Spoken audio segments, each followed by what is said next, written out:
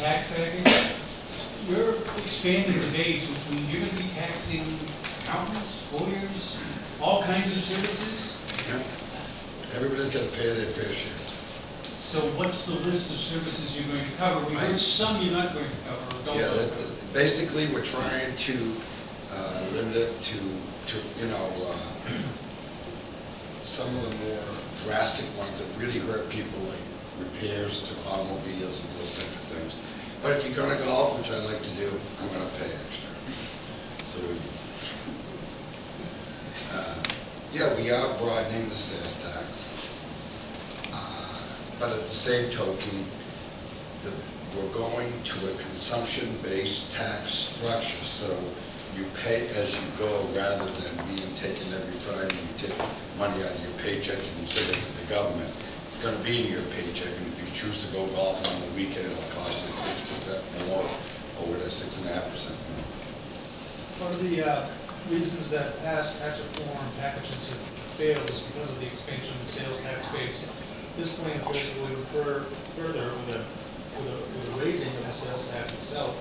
You've been 4 years talking about how you don't support higher taxes. You didn't like the legislature. But you've got to understand what happened with it. In previous tax proposals, reform proposals, they were neutral. This is not neutral. This is clearly intended to reduce the tax burden on mayors by $300 million. The other thing that we're doing is the new treasurer just got sworn in yesterday. The first of the week, I will be speaking with her and taking a look at all the bonds that are authorized and not expended. We have put some debt service into the budget for roughly $100 million, maybe a little bit more, to take care of all the infrastructural projects that we could sell bonds and get those projects going. I just signed a $120 million bond issue for Main State Housing for some 56 housing projects for multifamily, which are going to be going out there, and they're going to be subsidized housing, which means that we're going to have construction and we're going to have more affordable housing for many people. So you're right. We are reforming and updating the system. I have always said I do not like tax increases, and in this case, we are reducing one and we are increasing another, but we're reforming it to be a more consumption-based program. You have the choice to go golfing, or you have the choice to have a barbecue in the backyard. I mean, what I'm saying is, yes, we still have to conduct a reasonable and affordable, efficient government, and I plan to do that. And I think there's a lot of things that we can cut, a lot of things we need to reform, and in this basis, I do believe, and I'm seeing it around the nation, and we're seeing it in many states, that the income tax is a tax that people want eliminated. They're more interested in paying as they go than they are in being taxed on a fixed rate every week. A couple of questions. Will the top marginal individual income tax rate, at what level will that start? Currently starts somewhere around $20,000. Now, I think it's going way up to 50 for a family. Yes, for individual. For individual, yeah. So where you start paying the top marginal rate is like $50,000. Unlike now, I think the top marginal rate for a family is $19,900. The second question is, we won't hit that lowest rate, 5.75, until 2019, which is 2 years beyond this budget. Well, if the economy doubles in the next 2 years, I might consider a supplement. What will we say to people who are inevitably say, though, that you're pushing off some of the so-called cost of this tax cut into years beyond this budget? Well, you want it all this year? I'd be more than happy to do it. The problem is, I think we'd be forced to cut things that I believe are efficient, necessary support systems that the state provides. And in those areas, I do believe that for 20 years now, over 20 years, the mentally ill in this state, instead of being treated, has been thrown in jail. and we've been on a consent decree. I am finally addressing that, and I want to get us off that consent decree, and I want to do not only what we should be doing legally, but what is morally correct. Can you talk a little bit about the proposed elimination, well, first the phase down of the business equipment tax and then eventually phase out of that program? And as you know, that has generated a lot of resistance from businesses in the past. Yeah. I'm assuming you're expecting that same kind of opposition. Yeah, but you know, the resistance that I've heard was the phase that we weren't phasing it down.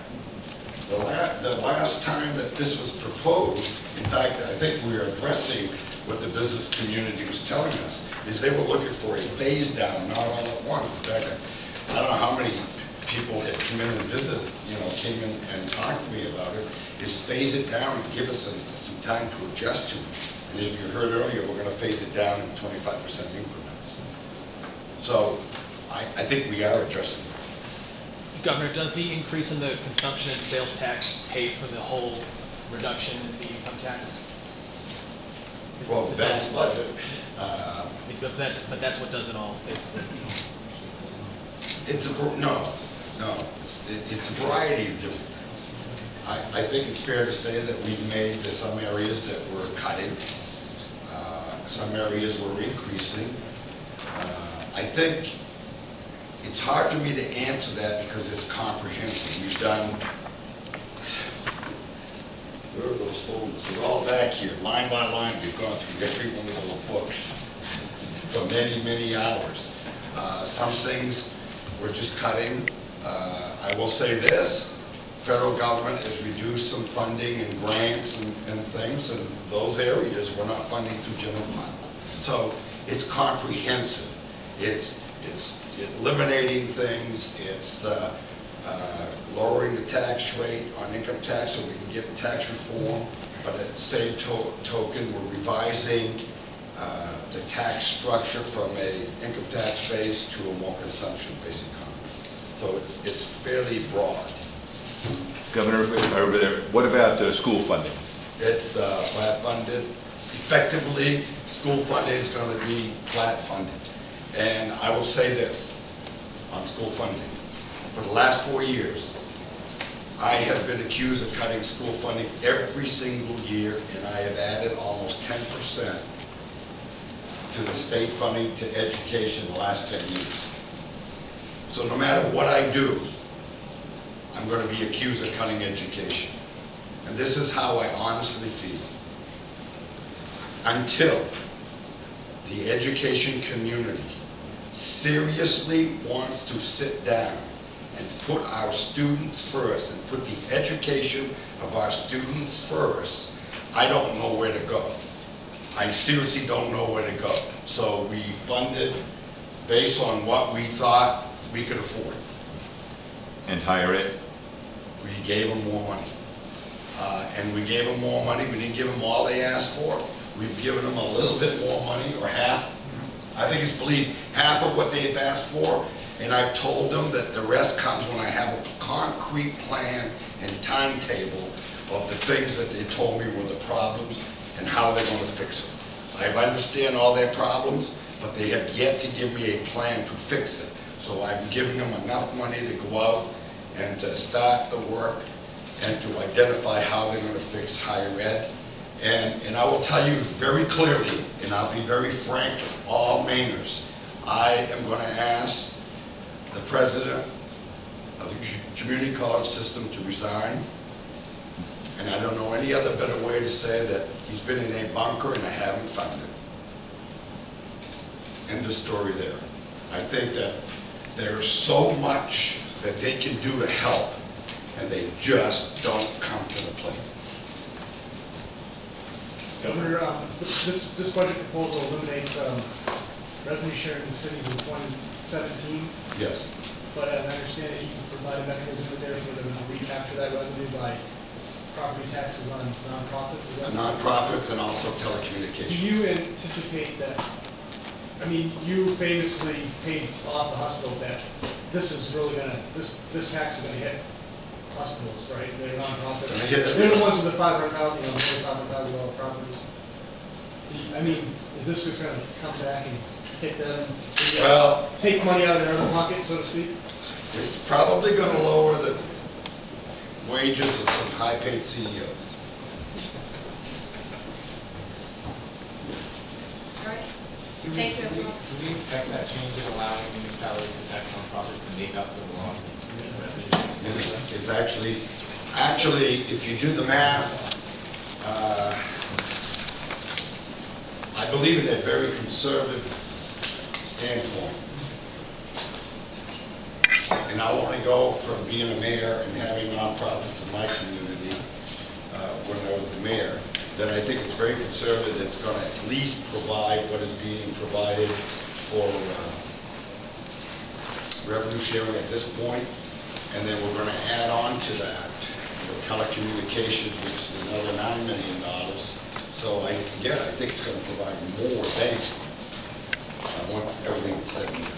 Does that counter your effort to try to get cities and towns to consolidate more? Yes. I've also asked, one thing that I have asked in this budget, and I think I've asked it every year and never received it, I think that at some point, the legislature will see the wisdom of doing that, is rather than force consolidation from the top down, is to have a pot of money for the education community and a pot of money for the communities, and to send out RFPs and say, those who have ideas to consolidate with their neighbors, come on in, we'll evaluate them, and if you can save some money, we'll help with the front end cost. Because the biggest problem with consolidation is there's always money up front that has to be done. I'll give you an example. When we tried to do fire, police, and public works in our community, there were different unions, there were different contracts.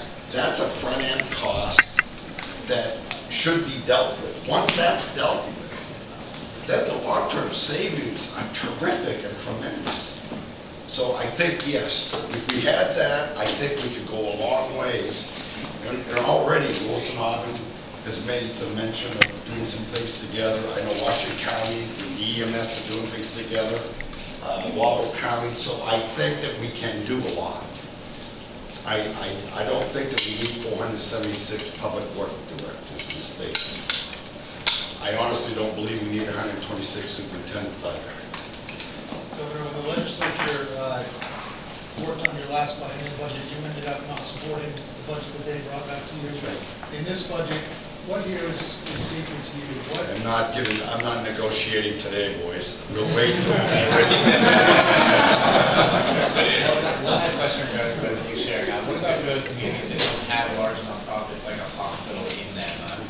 What will make up the difference for those communities? Well, let me tell you something.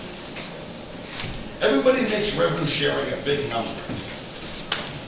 So if you take a look what's really happening in Maine, you collect about $2.3 billion of property taxes. You collect another several $100 million, maybe another $400 million in excise taxes and other fees within the communities. So now you're up to $2.6 billion. The state comes in and puts $1 billion on education. So now you're at $2.6 billion. And my tax cut on revenue share is $30 million. Do the math. The numbers are so small. Give you an example. Gardner said, because of revenue share, we're going to have to deduct, we're going to have to increase tax 8%. I think it was Gardner, wasn't it? We did the analysis on it. So we went in and we saw where they were going to spend the money, and we looked at the total dollars of the revenue sharing was 1/2 of 1% of the budget. And they were going to increase the budget 8%. We did a similar analysis in one of the towns, I think it was Bath, I think it was. And a similar thing happened. For the small communities, it's less and less. The problem is in the larger communities where there's a lot of services like police, fire, public works, they get hit a little bit harder. For instance, Portland, I think, was like 2% of the budget. It's not a lot of money. When I went to Waterville, we took 10% off the top and never even lost a beat. So What I'm saying is revenue sharing, particularly if the legislature is generous enough to give us some money to work with communities to find ways to lower costs, the revenue sharing is nothing. It's really insignificant. When we take a look at tax rates and how much a police department costs, fire department costs, public works costs, tax assessing, technology, these are all things that can be done in a broader base. I know in Waterville, we've got fiber optics to all the public buildings, all the schools, the colleges, and the hospitals, done through the city. Yeah, I have a quick question for you. Were you able to do briefings with the Republicans and the Democrats? I'm just curious with the reaction, what your reading on the reaction was to this. I wasn't there. I met with the leadership, and my reaction was... What's their reaction? My sense was, oh, great, you're going to increase the sales tax. From Democrats. And, oh, shucks, we're going to reduce the income tax. I really did not get a sense. They kept it very close to the vest. My guess is some of it they like, some of it they absolutely despise. It's going to be a tough battle. But I will tell you, in the next 4 years, I will make this final comment. In the next 4 years, I am absolutely convinced, after the last year of campaigning, that there are 2 issues that the Maine people want. 2 issues. 1, energy cost has to come down to allow us to be competitive, and tax reform needs to be done so that we don't go in all 3 pockets. They're looking for a place where they can plan, particularly the business community, but even household budgets. They just want some stability. And I think that if we get away from the antiquated income tax, allow people to keep their income, and I'll tell you another thing we haven't talked about today that I think is critically important. Eliminating the income tax goes a long, long way of eliminating what I call the under-the-table economy. You know, the servers, the booth renters, some fishermen. There's so many industries that when you're dealing with cash, it's very easy to hide income. And if you take it away on the income tax, you really take that incentive away and you allow them to build on their asset base rather than hide the asset base. And I think that that's a big thing. Am I going to say it's rampant? No, but I'm going to say it's enough to be material to an economy. The issue of general assistance, you're changing up your reimbursement.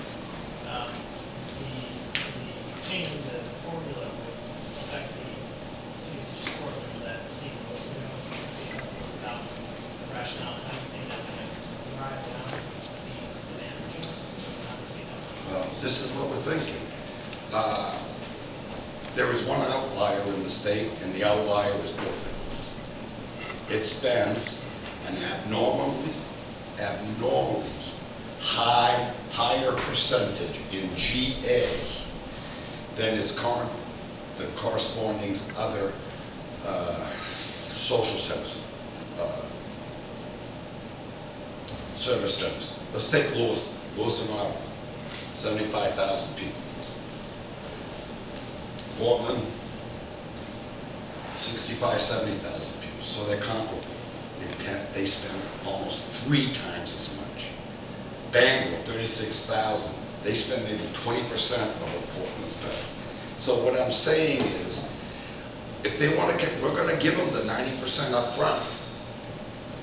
And we're saying, here's the 90%. Use it wisely. If you choose not to use it wisely, you will hit the 50% faster than the other communities. And then you have to make a decision. How generous is generous? And I think that there's so much we can afford and so much we cannot. Governor, I've heard some city officials proposing the idea that the state should just take GA over because it would be administered more evenly. So there wouldn't be different standards for different cities. There'd be, one set of standards. And would that be something you would entertain? I mean, I think I would that'd be entertain something- I would entertain county. I would not entertain You don't want the state. communities. There's 476 communities, 16 counties. I would be more interested in talking about county because we'd be regionalized. If you want to talk about roads and regionalization and lower the cost of roads, let's go countywide. You want to go police, let's beef up our county police like they do in some other states and lower the cost. There are a million different things. Schools. I'll give you right now, school. I don't see us being able to justify more than 25 superintendents. An average superintendent gets about 10,000 students. Here in Maine, they get less than 2,000. Are you going to come forward with a bill this year to consolidate administrations at school level? No. I told you earlier, I am no longer going to waste any more time, energy, or sleep until they come to me. I have done all I can. I've tried everything we can, and right now when it comes to education, I am going to concentrate on those who are wanting to fix things. University system, the community college system, I hope, as soon as I find the president. Can you elaborate on that? Yes. I've asked him, he knows that I'm looking to make a change. And I am going to appoint some people shortly to the trustees, and I am interviewing. And it's no other reason than, in 4 years, I have asked a few things and I have got nothing. There's been zero movement. We asked for the bridge year, we asked him to participate, he participated 1 year, pulled out the next. We're doing rural education at the rural university, University of Fort Kent, without his help whatsoever, and we've got kids that are graduating from high school with a year's worth of college, semester worth of college, one young student, a year and a half. I think that's really important. So do I think we need a change? Yes. I think we need the kind of work that LePage and the Chancellor is undertaking. For instance, I've asked for credit transferability in the state of Maine. I've asked it to be done. The community college system, I keep hearing they're working on it. The university system has a timetable. They're implementing it. It's going to get done. So I'm not saying it has to be done tomorrow or the next day, but within the 8 years that I'm going to be governor, I'd like to see some action. And I have not seen it in community college, and this was not intended today, but I'm saying it. I've been thinking it, so I'm telling you. So, Governor, one more question about the tax reform package. Yeah. Maybe this is a question for Dr. Allen, I'm not sure, but He's much smarter than I am. You're 20 He's the doctor. I only get mine by speaking it. And Mario, I want to, all of you, remind you that these folks are going to be available for one-on-ones. It's going to be an ongoing issue for the next several Sure. weeks, so keep that in mind. Well, I'll hit this last one. Your 2011 tax reform package includes some changes to the brackets generally. We've got the top marginal rate here. Are there any changes to the other brackets? No, is it too blank? Current 6.5% rate will go down to 5.75. And still at 52. No, the 0% bracket expands under this proposal. It expands, right? Doubles, You go through almost your doubles. information. Yeah, the 0% bracket almost doubles. Okay, thank